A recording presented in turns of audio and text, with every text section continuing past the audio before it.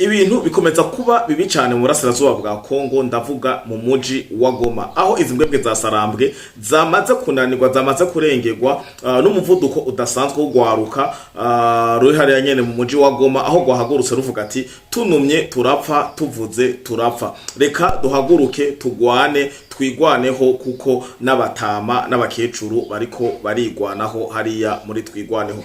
Vyifashe gute? Ni nyuma y'amajambo adasanzwe ugwaruka ruko rwashikiriza ibiganiro canke amakoraniro izi mbwebwe za Sarambwe ziriko ziragenda zirakora mu muji wa Goma.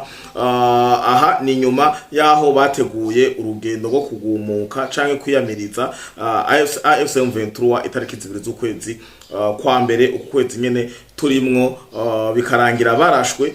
Turaza kurabira hamwe n'inkinamico yo gufuba, aho inkinamico yakomeje kugaragaza ubwambure bwa AFC M23 RDF inkotanyi z'u Rwanda. Benshi babonye bahamba, ariko ikiri nyuma canke ico baba barashatse kunyegeza nico turabira hamwe muri kino kiganiro. Iruhande ya Kongo turarabira hamwe Trump aguma bandanya ashiramwo ipiripiri, aguma ashiramwo mu rurazi mu buzima muri rusangi bw'isi. Biraherera he? Trump arakugwa canke Trump arashigikirwa? Hari umugani baca mu Kirundi bavuga bati ngo ushigikira umugabo adakomeye ugakubitanwa nawe. Paul Kagame hariya mu nyuma hakurya Kanyaru gushika kuva ku munsi wa hirya yejo ntibaramenya aho Paul Kagame ahagerereye. Yoba ari mu ndake, yoba ari muri zanzuzo mu kuzimu ya makave n'ibindi vyinshi. Paul Kagame yoba yasubiye gufatwa na ya ngwara yiwe canke ihahamuka inyuma yaho bafatiye Maduro, akabona ko ari we ubutumwa bwoba bwaragana. Paul Kagame arihe? Turaja Kinshasa, turaja mu muji mukuru wa RDC, aho umusirikare azwi ku izina rya Hazukey yagizwe porte parole, umuvugizi w'igisirikare ca FRDC Arenterime w'imfata kibanza.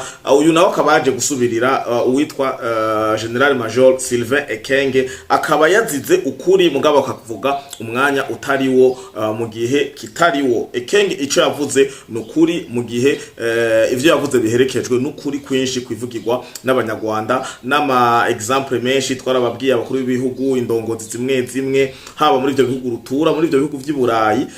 Turiko turerondera ama fact n'ivyemeza neza na neza, ariko inkuru zirahari muri abo barongozi, abo bakuru b'ibihugu, abo baserukira ibihugu vyabo hariya mu gihugu c'u Rwanda canke abo bahoze babiserukira. Hari amareresi agaragaza ubwambure bwabo, ivyo dukunda benshi bakunda bo sinori vuga terme kuko irabujijwe hano ku rubuga rwa YouTube, ariko muravyumva amareresi yabo bazungu, abo bampatsi ibihugu bajya bakora ivyo bakora n'aba bana babigeme b'abanyarwanda kazi nkuko bamwamvise bavyihaya, ari nivyo kabiri mu bintu ngo bituma u Rwanda rugira pressure ku bihugu bimwe bimwe ntidutahura igituma. Kumbe ivyo byose muri iyo mikino birimwo. Macron akaba ari karafatwa nk'umwana muto, umwana w'umuhererezi imbere ya Trump, bivanye n'amajambo Trump avuga no kungena yavuga. Tubibutsa kandi ko Paul Kagame yahungiye kwa Macron mu Bufaransa, aramwitura arabe ko hari ico yomushikanira kwa Donald Trump, ubu akaba ari wayobora anyiganjije isi. Turaza kurabira hamwe akanya kadukundiye umumenyesha makuru yitwa Steve Wemby, aho abanyekongo baramwambara kuko ateye isoni. Umumenyesha makuru atezwa kuba netre akaguma hagati, nico gituma nababwiye ati mu Rwanda hakurya Akanyaru nta umenyesha makuru bose nabatangaza makuru ofu mu musesanguzi, ugashishoza ugashiramwo marge de doute, ugashiramwo climax, ugashiramwo nibindi, ariko uri umumenyesha makuru urashika kuri tere inkuru kayitohoza neza na neza ugasubira. Ntiwifata nkuko Steve Wemby abikora. Abakoresha urubuga rwa Twitter, Steve Wemby mucambona neza ko ari umwe n'umukongomani, ariko ari umwe muri mbwebwe za Sarambwe AFC M23. Steve Wemby rero abarundi benshi bamugereranya nka wa mbere yitwa Innocent Muhozi yakoreye Renaissance, ukuntu yifata no kungena meze akora nka Steve Wemby.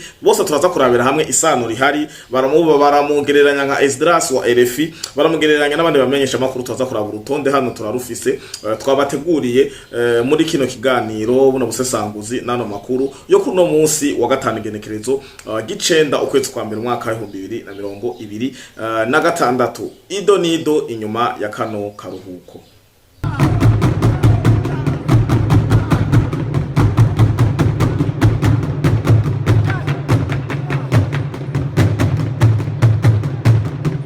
ikaze reka mbanze ndabaramutse mwiriwe na mwaramutse bivanye naho muherereye bakunzi ba Free Podcast TV ndizera ko muguwe neza naho ku ruhande rw'iwanje bitoroshe ndiko ndaboneka gake ariko mungwize ko imbabazi hari umwanya biza gufata intumbero twaca tubana ku gihe ibiganiro vyinshi bikwiye ariko ndabashimira mwe mudukurikira muri mu gihugu cy'u Burundi hakurya ya Kanyaru muri mu karere ka Yasa muri rusangi muri Afrika Asia Amerika Oceani eka no mu bihugu vy'Iburayi ikaze rero muri buno busesanguzi nano makuru yo kuri uno munsi igoma ugwaruka gwasaze ugwaruka ruriko rubabaza ibibazo biriko biratuma AFC M23 izibwebwe za Sarambwe RDF inkotanyi aba basogosi badegedwa bakabura uko bifata imbere y'abene gihugu kuko musanzwe bitwa afise ujya muco wo gukura bene gihugu mu mazu abanyekongo barabahamagara bakabahuriza ahantu hamwe kugira ngo babashiremwo ivyo babashiramwo politiki na yariya ivyo biyemera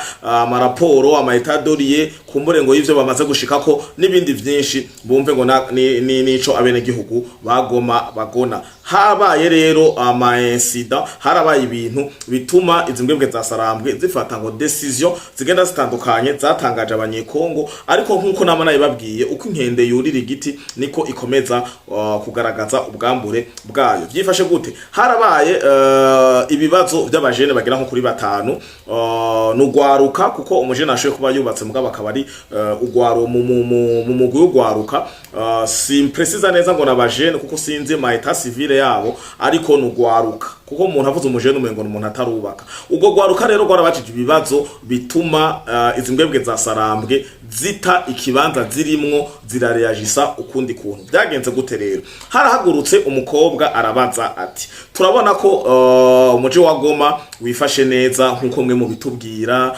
ngo umutekano nibindi byinshi bagiye barabandikisha muri buka ya manifestation ngo ivuga ko bashaka ko izimbwebwe za Sarambwe ziguma muri Goma arabaza none ko bimeze uko security nta bicwa nta bagize uko nakuriya musaza wanje arihe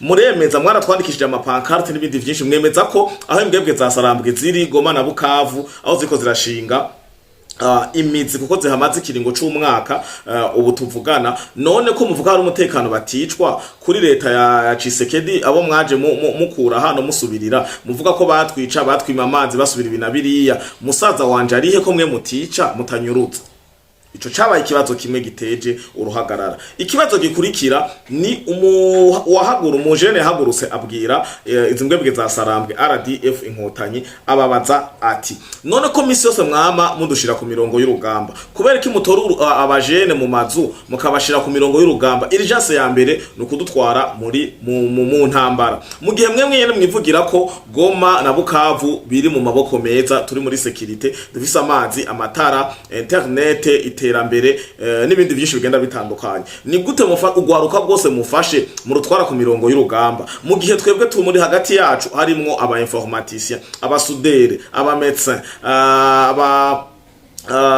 abakinyi b'imipira abanyatugenegene benshi ababaji n'abandi benshi bagenda batandukanye kubera ko umujene mumufashe canke abo bajene mwegeranya mutababatse imyuga bakora bafume baza gufasha ibikorwa vy'iterambere aho kubatwara ku mirongo y'urugamba mu gihe muzi ko atagisirikare atabindi bintu bashoboye atari gukora ibibarimwo indoto zabo n'ibindi byinshi bigenda bitandukanye ikibazo dufise ni kubera ko umujene wari we wese ugwaruka mufashe mu rutwara ku mirongo y'urugamba aha rero kwino kibazo abene gihugu bakoma amashi barasubiramwo AFC M23 iradegedwa barabura ivyo bishura bararuca bararumira ibi byose ndiko ndababwira umwanya dukunde turabashiramwo amareresi tujane nayo kugira ntimuvuga ati ibi ni bipapirano Fleury ariko ara dushikiriza uwundi arakurikira aravuga ati none tubaze ko AFC M23 muvuga muri abahinga mwihaye ngo ni gisirikare kiri professionnel muramumba na Wiringoma abasultani makenga ivyo bashikiriza n'abagende bagenda batandukanye muvuga ko mukunda abanyekongo mwaje gucungura abanyekongo nta kindi gihano ngo mwoduha atari inkoni iki kibazo yabajije kica kidusubiza inyuma gato igihe bariko bariyamamaza bagumuka biyamiriza ya RDF izinkotanyi zimbwebwe za Sarambwe hariya mu burasirazuba bwa Kongo badirimba kadimbo kavuga ati hatutaki M23 punguzeni mafimbo urumva ko n'umwene gihugu yajarabaza nta kindi gihano mwebwe mwoba mudufitiye mwoduhanisha mu gihe umuntu yoba ko zikosa atari ukudukubita inkoni bo bumva ko ari gukubita inkoni, ariko arongera karavuga ati kubera yuko iyo mudukubise inkoni uwo mukubise inkoni aruhira gupfa. Jewe ndiko ndabibaza sindazi kubitwa, ariko bene wacu abakongomani muhaye ibihano vy'inkoni, abo mukubise inkoni mukubita kwica, udapfiriye ngaho apfira muhira canka agapfira ku bitaro. Ngo vyiza rero aho kudukubita mwoturasa. Arasubiramwe avuga ati aho kudukubita mwoturasa urusasu mukatwicisha urusasu. Abanyagihugu amashe baramuhunda. Rero ubu turiko turavugana, sinzi runo gwaruka ruza kurangiza gute, rumerewe gute. Imbere yuko tubandanya n'indi etape ikurikira, reka tubanze ducishemwo inoreresi tuyirabire hamwe hama tugaruke tubandanye. Nipate kujua tu hata hiyo kosa ambayo alifanya ili nikuwe na amani. Hatuna amani mkubwa. Sawa. Asante sana Mama Cecile, asante. Nangu Kambani Rondo Josue. Apare kazi ya jeshi, hakuna kazi zingine zinapaswa pitia hapo. Tuko bapendre, tuko sina ba mason, na sema sodoro tuko. Apare kazi ya kijeshi, hakuna kile ile mzee. Hakuna ni Justin Bauka, eko si mkaji. Eko mkaji wa quartier Kasi. C'est vrai, ne pas reconnaître kwanza kuko changement par rapport toka na ni bakubwa bemufu de kusema bongo. C'est qu'il y a un changement. Mie nitauliza, il n'y a pas une autre punition si on a put un mouton à part les films. Parce que tout qui est français et kuchunga, il est film tuko. À part le kaza kujesha, kuna kile ile mzee. Hakuna ni Justin Bauka, eko si mkaji. Eko mkaji wa quartier Kasi. C'est vrai, ne pas reconnaître kwanza kuko changement par rapport toka na ni bakubwa bemufu de kusema bongo. C'est qu'il y a un changement. Mie nitauliza, il n'y a pas une autre punition si on a put un mouton à part les films. Parce que tout qui est français et kuchunga, il est film et qui nous pique nenda nyewe kwa sababu ni piga risasi. Ile atubabu kusie sie itulaka me nishayo mwanakufa shua ile kibuku. Pale mbigo angalia atakufa kesho. Ule mfeli sufufu mpige risasi basi. Wengine wasema leta brancherie tu kaka alisema parce que dilikuwa tulikuwa nefanya. On peut être motivé kuingia mchama. Est-ce que pour que mtu aingie, c'est ça ma question, ata a intégrer ngine ma service, il faut apitie kwa mjeshi. Asante sana, tutaka naona ni Yes, ndiyo yaza ko muhejeje kwiyumvira. Aha ni mu ncamake nagerageje gucagagura inoreresi be ngufi kuko ni ikiganiro kirekire, ariko bino ni bihura canke ni reference yibi nariko ndababwira kugira mwumve ko atari ibintu by'ibihimbano, ibintu nyoraguye nkura handi hantu, ariko ibi vyabaye mu muji wa Goma imbere y'izimbwebwe za Sarambwe. Ibi rero bikaza kugaragaza ko bijya byose imbwebwe za Sarambwe babesha ngo binjiza abajene mu gisirikare ngo babishaka, ngo bajya bose tubona baba araba volontaire ngo binje mu gisirikare. Sivyo nkuko twamwe tubibabwira, baragenda bagatora bakabakora ku marigara, bagatuma abanyumba 10 gusibra hari ingo turimwe abajene, abandi bakabakora ngo mu bikorwa rusange bahamagaye les travaux communautaires, bagaca babafatiraho bakabafatirana bakabatwara ku mirongo y'urugamba, abandi nabo bakagenda barakura mu busho bugenda butandukanye. Iyi rero ni preuve igaragaza ko ivyo twabashikirije nivyo twama twababwiye ari vyo. Umvise umujene avuze ati kubera iki urgence yanyu mufasha abajene mubatwara ku mirongo y'urugamba, mubatwara mu bintu vy'intambara, ni kubera iki? None umva bo gutwara mu bintu vy'intambara mu gihe uri umusudere atavyo washatse, bo gutwara mu gihe mu mirongo y'intambara mu gihe uri umumenuisier atavyo washatse. Rero ibi biragaragaza ko babatwara ku nguvu. Inyuma yaho tukiri mu muji wa Goma harabaye icitwa ngo guhamba ku munsi wejo, aho Scovia yasubiye kugaragara ari igoma yagiye gufata amasanamu no gufasha inkinamico ya AFM23 RDF imbwebwe za Sarambwe ishike kure. Bimeze gute? Ababishwe nabishwe mu mirongo y'urugamba n'abana b'u Rwanda biciwe, bamwe biciwe imasisi mu mabombardement mu bitero vyahabaye mu gihe bari babashushuye babwiye ati ubu tumeze neza, kirere twagihakinze, ubu nitwe dukontorora ibintu byose byose, twagiye twavanse ku mirongo y'urugamba. Basanga umuhinga hingurwa n'uwundi ikirere kiri deconfigure, bagikenyuye ama amabombardement imasisi arashoboka, hapfa igitigiri cinshi. Iruhande yaho harimwo nabo AFM23 RDF zinkotanyi ubwabo biyiciye, hanyuma baca profita kubahamba kugira ngo urusazi rugabanuke, kubera Goma, Bukavu, izi za Walikare n'utundi dusekteri duke bagenda bafise mu maboko.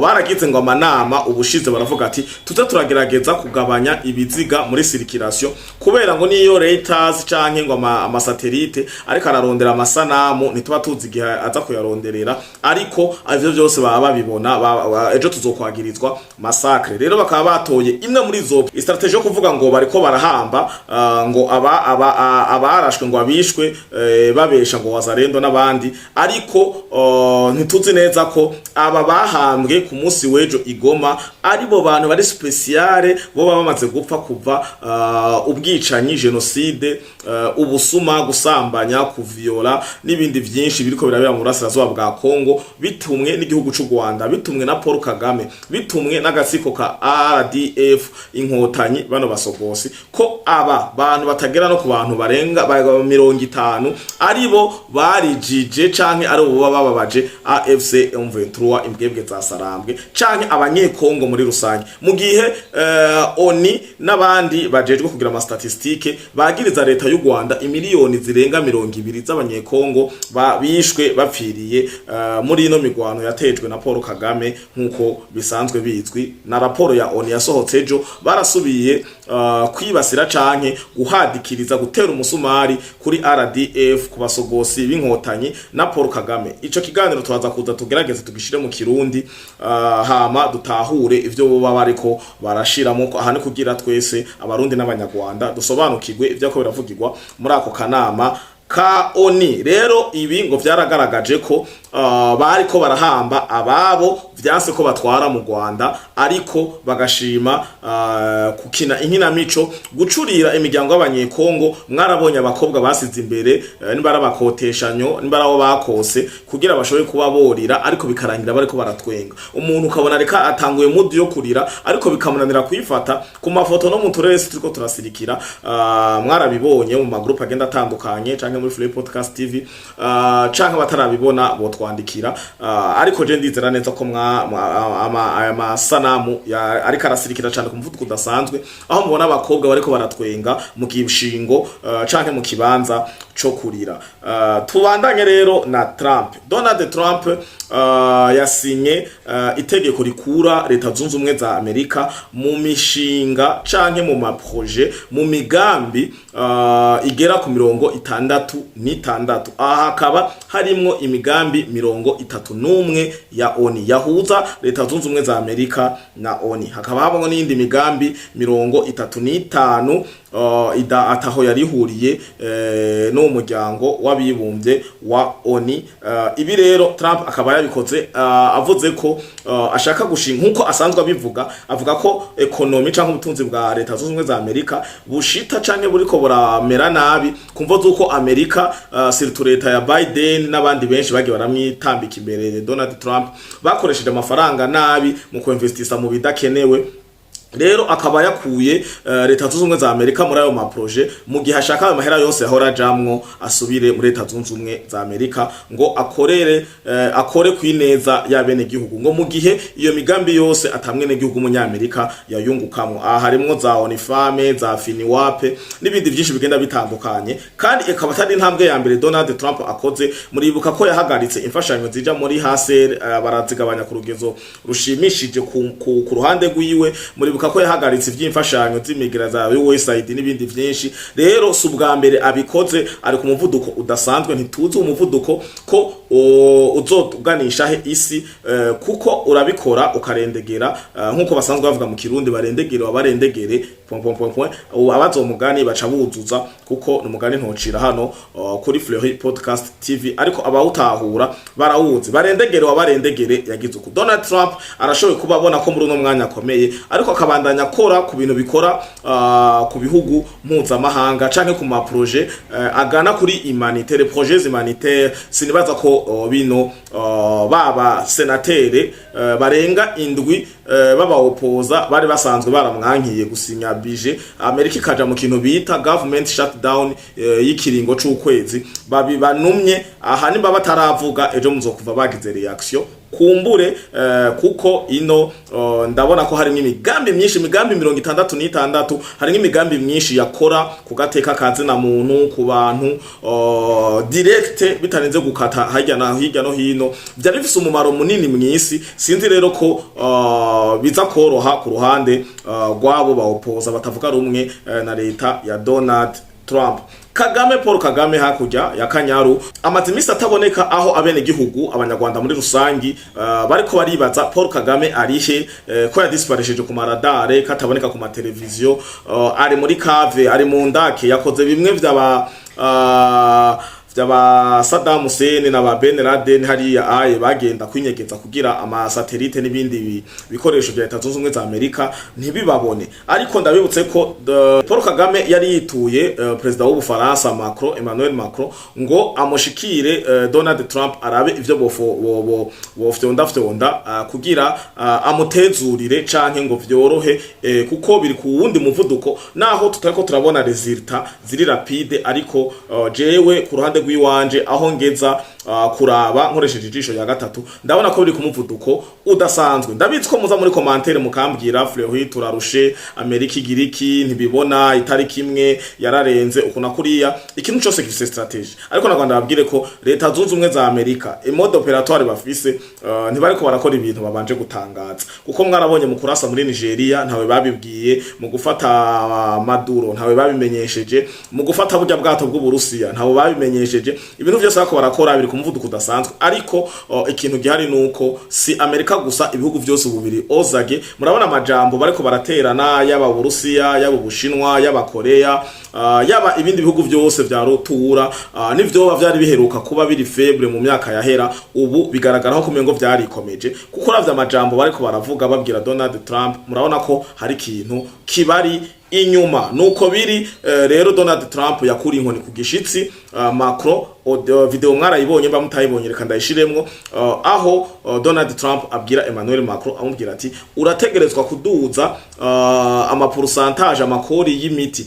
Macron ngo akarira, ubu n'amajambo ya Trump avyivugira ngo Trump ngo Macron akarira ngo yango ntibikunda, uwo birakunda, oya ntavyo nokora, urabikora ataruko canda bafatira ibihano, kuko Amerika ngo isanzwe iri ha 14 fois inchuro 14 kugwiza ayo mwe muri ko murariha. Rero ubu nta mwana w'ikinono, Amerika ubu ishaka gusubiza ekonomi ku gihe. Amerika irakenye ntibabahende, ubu no mwanya ibihe ntibimeze neza muri Leta Zunze Ubumwe za Amerika. Nico gituma Trump ariko aragerageza kugabanya ama dépenses kugira arabe ko ama tax n'ibindi byinshi byosubiza ubutunzi bwa Leta Zunze Ubumwe za Amerika ku murongo. Kandi Trump aravuga ati we want to make America great again, kugira ibihugu byose byo muri Afrika dusubire tufukamire Leta Zunze Ubumwe za Amerika, kuko arabona ko ibihugu byo muri Afrika byatanguye kuyikomeza agasuzuguro n'ibindi byinshi. Eka se Afrika gusa yaravuze OTAN kidakomeye ata Amerika. Aravuga mbere ko Uburusiya n'Ubushinwa ntibwigera butinya OTAN, ntibunatinya OTAN, Nibuzofa bwaratinya OTAN ni segonda na rimwe, mu gihe OTAN itazobiri kumwe na Leta Zunze Ubumwe za Amerika. Aya n'amajambo Donald Trump amaze imisi ariko arashikiriza. Murumva ko ibintu biriko biragenda biba bibi ku rugero rw'isi, tuzi uzobanguranya ninde. Umugabo rero nkuko nawe bavuze mwidonido, hari umugabo yitwa Hazukei Mongba. Uyu akaba ari umusirikare yizewe na leta ya Kinshasa, bakamugira umuvugizi w'igisirikare FARDC, ariwe porte-parole de l'armée congolaise FARDC à l'intérim. Ubu akaba ariwe AI yasubiriwe uwitwa General Major Sylvain Ekenge. Sylvain Ekenge chatira duciye ku masonga nuko yashikirije ko u Rwanda rufise strategie yo gukoresha abigeme b'abatutsikazi. Aka rero katutsi niko kazanye polemique ngo ni umunyamacakubiri kandi ntiyarakwiye kubivuga ari mu kibanza c'umusirikare akongera akaba no mu kibanza c'umuvugizi w'igisirikare uyu ipete rya generale major Sylvain Ekenge. Uyu rero Hazukey Mogba akaba ari we yabaye ramusubirira vyifata kibanza. Aya niyo makuru yo muri FARDC muri uno mwanya. Hanyuma tugaruke rero kuri ya nkuru nkuko twari babwiye. Steve Wemby numutangaza makuru umenyesha makuru asanzwe abikora yarabikora neza intambara itaraba nubu arabikora neza kuri avantage kuri intérêt ya y'u Rwanda ya RDF inkotanyi aba basogosi kuko arapostinga cyane arataginga cyane aravuga cyane ntasinzira igikorwa ciwe kabisa ariko aragikora neza mugo ku ruhande en faveur ya RDF abasogosi inkotanyi. Ariko nk'umwene gihugu mu Kongomani no abakongomani bamwita umutretre un homme qui n'a pas bamuvuze ko c'est un homme qui n'a pas ngo dafise patriotisme muri we umuntu batari biteze ko yokora ibintu nk'ivyo. Uyu nawe akaba ari wa wundi ameze nk'igitamba mvuga ameze nk'umuntu wagapotere yafe Kongo bimeze neza yaravugira Kongo ubu akaba ari ku ruhande rwa AFC M23 izimbwebwe za Sarambwe. Uyu rero benshi bakaba bagiye baramuhuza n'umuntu yitwa Antoine Kaburahe. Antoine Kaburahe muramuzi yarakore hano mu gihugu cyacu ciza cy'u Burundi ariko barahunze ntituzi ico bahunze. Izi ni nkoresha imvugo zabo bavuga ko bahunze ariko sinzi ko umuntu ahunga amahoro kuko kuva mu 2004 na 5 igihugu cy'u Burundi kiri mu mahoro nta ntambara sauf ico bashatse kugerageza mu 2015 aho bagerageje guhirika ubutegetsi bwanya kwigenderanye n'icubahiro Petero Nkurunziza bikabata kuwa amazi. Iki kabajo catumye benshi muri aba mpava ndabashikiriza bahunga igihugu bata bakomoka kuko itegeko riravuga ko ugerageje kubita kudeta bikakunanira uhanwa n'amategeko vyisunzwe amategeko. Rero uyu Antoine Kaburahe afatwa nka Steve Wemby mu gihe Antoine Kaburahe aryohererwa ibibi by'abarundi muri rusange. Uyu rero akabagereranywa na Steve Wemby kuko uko Steve Wemby araryohererwa umubabaro abene gihugu ba Kongo barimwo mu gufavoriza no gukomera amashi ibikorwa by'ubwicanyi gufata ku nguvu genocide n'ibindi vyinshi kwiba ubutare kwihagira isi RDF inkotanyi leta y'u Rwanda iriko irakora mu burasirazuba bwa Kongo aho benshi mbere batanguye kumwiga ko Steve Wemby nawe nyene ntiyo bari muri babandi bahindura amazina nka ba Wiringoma tukaba tuza amazina yabo yose maremare siko vyo babiri. Uyu rero nkuko nakunda babwira uwa mbere agereranywa nawe ni Antoine Kaburahe hano mu gihugu cyacu ciza cy'u Burundi kuko nawe nyene ivyo avuga vyose ni afavere y'u Rwanda ni afavere ya M23 ni afavere y'abantu bose baba bashaka kuza guhungabanya umutekano w'igihugu cyacu ciza cy'u Burundi harimwo Red Tabara.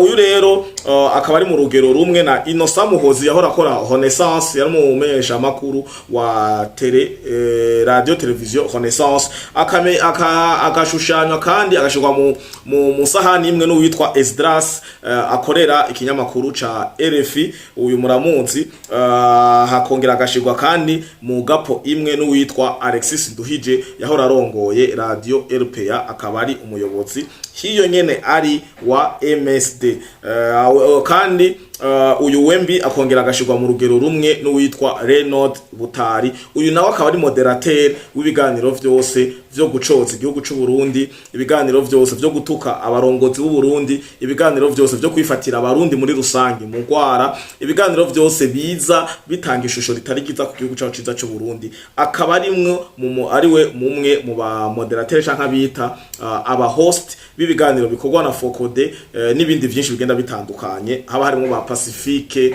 n'aba bose nabakoreye ku rutonde ba Magi baroza n'abandi benshi bakagenda urukurikirane musanzwe muruzi. Uyundi agereranywa na Steve Wemby n'uwitwa Teddy Mazina. Teddy Mazina yamenyekanye nk'umufata amasanamu ariko amasanamu atari nkaya ya mariage amasanamu abafise ico agamije. Mu nyuma Teddy Mazina aja kwifatanya n'aba baketini vy'abandi n'abandi kugira ngo bahirike ubutegetsi bagwanye leta yari ihari kuva mu mwaka wa 2005 birangira rero Teddy Mazina abaye umwe. Hari abavuga ko ari ku mutwe wa Red Tabara, abandi bakamushira muri batatu ba mbere bayoboye umuhari wa Red Tabara. Izi nkozi z'ibibi ibinywa amaraso, mukaba muzi ko iyo bavuze urutonde rw'ako barakora genocide y'abanyamurenge mu Minembwe, Red Tabara idasigara, igwana ku ruhande rwa twigwaneho abasogosi. Red Tabara ikagwana ku ruhande rwa RDF inkotanyi,